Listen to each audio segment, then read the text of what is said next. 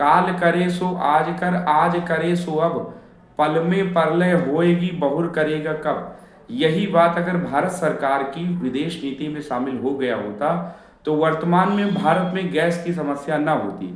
आपको पता है कि भारत में व्यापक स्तर से एलपीजी की समस्या हो रही है, जिससे सामान्य जन को काफी कष्टों का सामना करना पड़ रहा है। उसका प्राथमिक कारण यही है कि अमेरिका द्वारा ईरान के सुप्रीम लीडर की हत्या किया जाना, साथ ही साथ वहाँ के स्कूल पर हमला करना, जिससे वहाँ के जो बच्चियां हैं लगभग 165-170 के आसपास बच्चियां मारी गई, उनकी हत्या कर दी गई अमेरिका के द्वारा।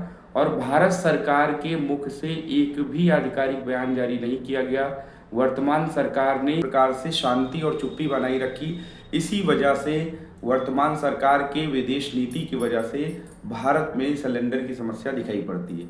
आपको पता है कि ईरान ने स्ट्रेट ऑफ हॉर्मुज को ब्लॉक कर दिया था और उसके बाद कई सारे देशों के लिए जो तेल की और एलपीजी सिलेंडर की सप्लाई है, एलपीजी की सप्लाई है, वो बाधित हो गई थी। ईरान ने चाइना के साथ एक प्रकार से उनके जहाज़ों को रोका नहीं और उनके जहाज़ों को पैसेज पूरा दिया। और आप देखेंगे चाइना में तेल और गैस की किसी प्रकार की कोई संकट की स्थिति नहीं है।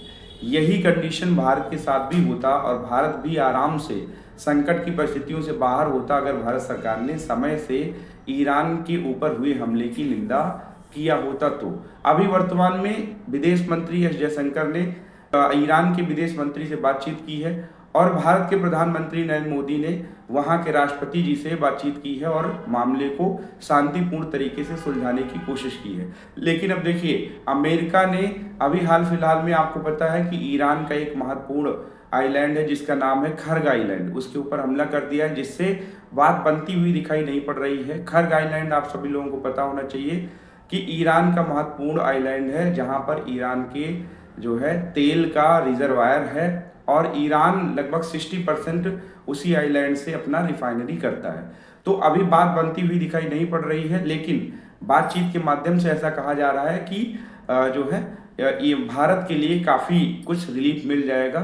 लेकिन यही कंडीशन अगर पहले ही, यही परिस्थिति अगर क्रिएट हुई थी भारत सरकार या भारत की विदेश नीति में पहले ही ये कदम उठा लिया गया होता, तो वर्तमान में जो गैस की समस्या है उससे हम लोग निजात पा सकते हैं। बाकी आप क्या सोचते हैं कमेंट बॉक्स में ज़रूर बताएं।